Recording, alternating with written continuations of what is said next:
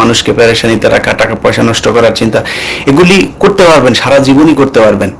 কিন্তু একটা জিনিস মাথায় রাখতে হবে, if you throw something you have to have that tolerance level to get the hit back.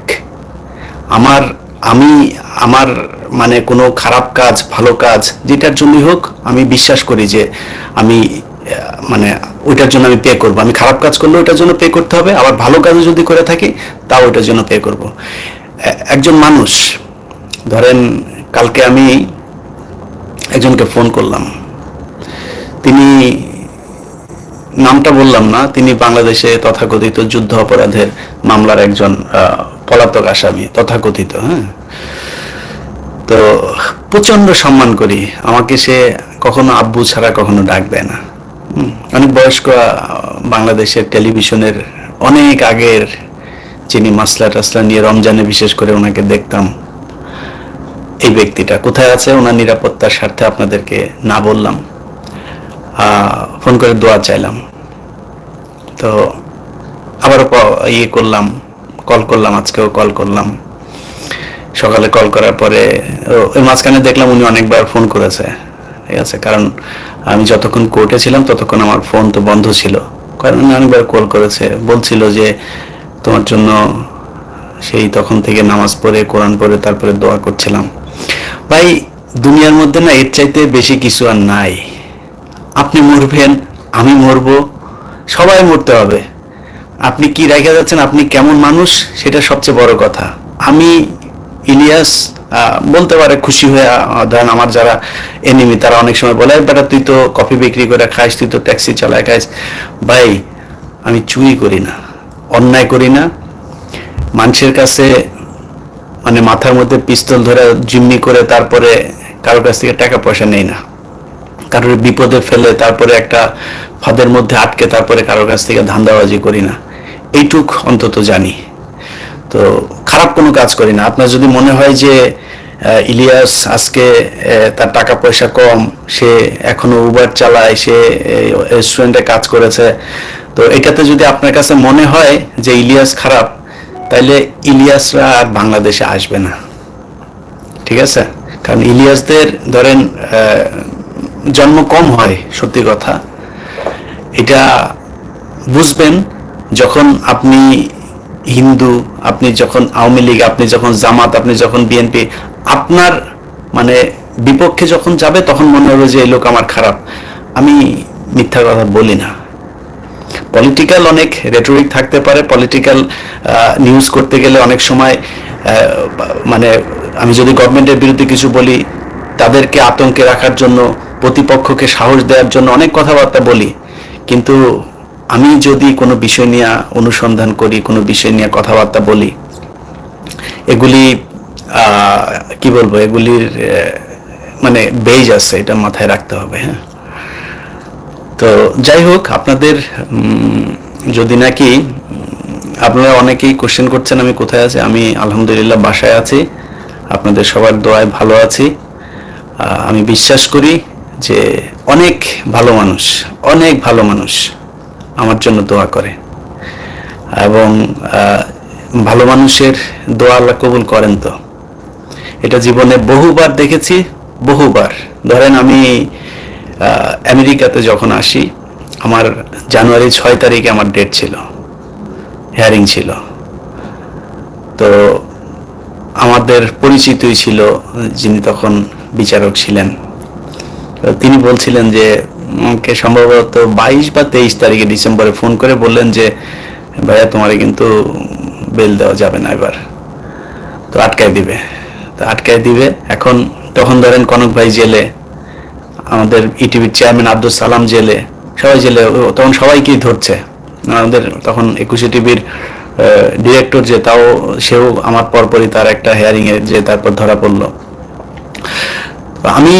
আমার কোনো ভিসা ছিল না কোনো দেশের। আমি আগস্টে বা সেপ্টেম্বরে আমি আমেরিকার জন্য ট্রাই করলাম, মানে প্রসেসিং করছিলাম। আমি জানি আমার ভিসা দিবে না, কারণ আমি 21 টিভির কথা বলে যদি আমি ভিসা চাই, ওরা ইটিভিতে খোঁজ দিবে, ইটিভি তখন আমাদের এনটি পক্ষের দখলে, তারা বলবে যে না না আরে দিয়ে না, এত বিশাল বড় খারাপ লোক, এই সেই বলবে, চাকরি নাই, কিছু একটা বলে দিবে। আমি জানি না ওই তাড়াতাড়ি করে ওই ডেটটা ছিল আমার 31 তারিখে, না সরি 1 তারিখে ডেট ছিল, না সরি 1 তারিখে না, 27 বা 28 তারিখে ডেট ছিল, আমার মনে নাই। কারণ আমি 1 তারিখে এসছি, মানে ফ্লাই করেছি ঢাকা থেকে, এখানে 2 তারিখে এসে পৌঁছালাম, তার মানে 27 তারিখে বা 28 তারিখে আমার ইন্টারভিউ ছিল। আমি মানে আমার যেহেতু ওই পৃথিবী ভিসা ছিল, ওইখানে ওই যে সেলিব্রিটি যারা থাকে, আমার সামনে সাকিব খান ছিল, অপু বিশ্বাস ছিল, তারপরে আপনার বিশ্বজিৎ ছিল, কুমার বিশ্বজিৎ আমার সামনে ভিসাটা দেয় নাই। উনি খুব শাউট করতেছিল যে আমি 10 times I went to USA, why we are declining my visa, অনেক কথাবার্তা বলছিলেন। তো আমি আমার ভিসা দিয়ে দিছি, আমি মনে করছিলাম দিবে না বোধহয়, তো দিয়ে দিছে ভিসা। তো এগুলি না আল্লাহর মানে রহমত। আমি আমেরিকাতে যখন আসি, আসার পরে আমাকে র্যাবের যে কোনো একজন ঊর্ধ্বতন কর্মকর্তা উনি একটা ইমেল করলেন, তখন আমি সোশ্যাল মিডিয়াতে আসিও নাই, মাত্র ফেসবুকে কিছু কথাবার্তা বলি এরকম। উনি ফোন করে বলেন যে আপনাকে নিয়ে একটা অপারেশন করার কথা ছিল, কারণ আমি 5 জানুয়ারি নির্বাচন নিয়ে খুবই বিতর্কিত, তখন 5 জানুয়ারিতে আমি সরকারের বিরুদ্ধে কাজ করেছি। এরপরে শেখ রেহানার বাড়িতে একটা ডিবির ওই যে মোল্লা নজরুলের এক চাঁদাবাজি নিয়ে নিউজ করেছিলাম। এগুলো নিয়ে পুলিশের সাথে বেনজির তখন কমিশনার, মনির তখন ডিবি ডিসি, মানে এদের সাথে আমার সম্পর্ক খুবই খারাপ ছিল। তো আমি খুব আতঙ্কের ভেতরেই তখন ছিলাম। তো এইসব ঘটনা মিলে আমার ওনার র্যাবের যে অফিসারই করলো যে তাদের ছিল যে আমাকে মিসিং করা। যেহেতু আমি যেখানে গিয়েছি ওই জায়গায় দালাল, পাসপোর্ট দালাল বলেন, মেডিকেলের দালাল বলেন, কোনো জায়গায় বাদ দেই নেই। যেখানে গিয়েছি, এখন তখন তো ইউটিউব ফেসবুক ছিল না, এখন আপনার সার্চ দিলে ওইসব নিউজগুলো পাবেন, দেখেন। আমি এরকমই করেছি, আমি কোনদিন ভয় পাইনি। ওই নির্বাচনের দিন দেখেন নাই দৌড়াদৌড়ি করছে, ভয় পাইনি কোনোদিন আল্লাহর রহমতে। তো বিপদ এসছে, সেই মেজর সাহেব ফোন করে আমারে বলল যে তোমার ওই দায়িত্ব আমার হাতে ছিল, আপনি করে বলতেছিল, এখন অবশ্য উনি আমার তুমি করে বলে, তার সাথে এখন খুব ভালো সম্পর্ক। বললো দেখেন আপনার ওই ইয়েটা আমার ছিল, কিন্তু আপনার সম্পর্কে যদি আমি না জানতাম এবং ওই দিনের ওই অপারেশনটা যদি আমার হাত দিয়ে হইতো, তাহলে সারা জীবন নিজের কাছে গিল্টি ফিল হইতো, আমি আপনার সম্পর্কে জানতাম না। তো বলেন, আচ্ছা সেই অপারেশনটা কেন বন্ধ হয়েছিল? কারণ 21 টিভি বন্ধ হয়েছে, তাই মানে চেয়ারম্যান জেলে গেল এই জন্য। তো চেয়ারম্যান জেলে না গেলে আমার এই অবস্থা হইতো। আচ্ছা বলেন, মানে ওই সময় আমার মনে আছে, আমার যেদিন আর অফিসে আর যাই না, মাঝে মধ্যে বাসায় পুলিশও যাইতো, তো পুলিশের কোনো ম্যানেজ করা হয়েছিল, মাঝে মধ্যে যাইতাম বাসায়, বা পুলিশের ইনস্ট্রাকশন ছিল বেশিক্ষণ বাসায় থাকেন না, আর অন্য কোনো টিম ডিবি কেউ এসে যদি ধরে নিয়ে যায় সমস্যা, তো আমি বাসায় থাকতাম না। তো একদিন বাসায় গিয়ে জুমার নামাজের সময় জুমার নামাজ পড়ে তারপরে বাসায় গিয়ে আমি ফ্লোরে বসে খাটের মধ্যে হেলান দিয়ে তারপর বসে আছি। তো আমার মা পাশে গিয়ে খাটের মধ্যে বসে আমার নিচের দিকে তাকে বসে আছে, তো আমার মা বুঝছে যে চিন্তা করতেছে চাকরি টাকরি নাই এখন।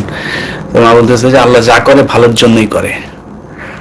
ওই মেজর সাহেব যেদিন ফোন দিল, আর মেজর যখন আমার ফোন দিছিল, এই কথাগুলি যখন বলতেছিল, আমার গায়ের লোম দাঁড়াইছিল। আমার মার কথাটা আমার খুব মনে পড়ছিল যে আল্লাহ যা করে ভালোর জন্যই করে। তো সাময়িক অনেক খারাপ, অনেক কিছুই হইতে পারে, আপনার কাছে মনে হবে এটা খারাপ, কিন্তু এন্ড অফ দ্য ডে আল্লাহ যা করেন ভালোর জন্যই করেন। এবং প্রতিটা মানুষের, কারো যদি মিনিমাম, আপনি নাস্তিক হইলে অন্য জিনিস, কিন্তু মিনিমাম যদি নাকি আপনার নেক্সট ওয়ার্ল্ডের কথা যদি আপনার মানে হয়, আফটার ওয়ার্ল্ড, তাহলে আপনাকে মনে রাখতে হবে যে মরতে হবে, একজনের কাছে যায় সবকিছুর জন্য জবাবদিহি করা লাগবে। কারা কোথায় কে চাঁদাবাজি করেছে, কি করে নাই, কি হয় নাই, আমি যা বলেছি সেটা কারটা সত্য কোনটা মিথ্যা সবাই জানে, সবাই তার নিজের বুকে হাত দিলে সে নিজেই বলতে পারবে যে এটা সত্য না মিথ্যা। সো এগুলি নিয়ে আর কথাবার্তা বলতে চাই না। Enough is enough. ঠিক আছে, আপনারা দোয়া করেন আল্লাহ যেন ভালো রাখেন, সুস্থ রাখেন। গতকালকে বিএনপিকে 72 ঘন্টার একটা আলটিমেটাম দেওয়া হয়েছিল, তো সেই ভিডিওটাও আমি ডিলিট করে দিয়েছি, কারণ বিএনপির কাছে আমি কিছু চাই না, তাই বিএনপির কাছে কিছু চাই না, ইয়েস, আমি ডিলিট করে দিয়েছি।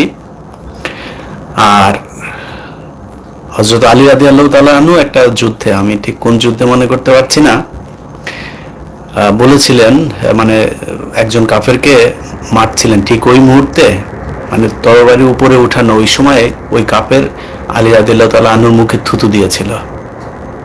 উনি তরবারি নামাতে গিয়েও তরবারিটা আবার থামায় ফেলে, কারণ ওনার তখন হয়েছে যে এটা উনি ব্যক্তিগত ইয়ে থেকে করছে কিনা। সো বয়স হয়েছে, তো চেষ্টা করছি আল্লাহর রহমতে নামাজ টামাজগুলো পড়ার, পাপ যা যা পাপ করতাম সেই পাপগুলো থেকেও আল্লাহ যেন হেফাজত করে সেটাও চেষ্টা করছি ইনশাআল্লাহ। আল্লাহ যেন এমন কোনো পরিস্থিতি তৈরি না করে, ধৈর্য ইমান কোনো কিছু নষ্ট হয়ে যায়, সেই পরিস্থিতিতে যেন আল্লাহ না করেন। সবাই ভালো থাকেন, আল্লাহর উপরে শুধু ভরসা, আপনারা দোয়া করেন। আল্লাহ হাফেজ।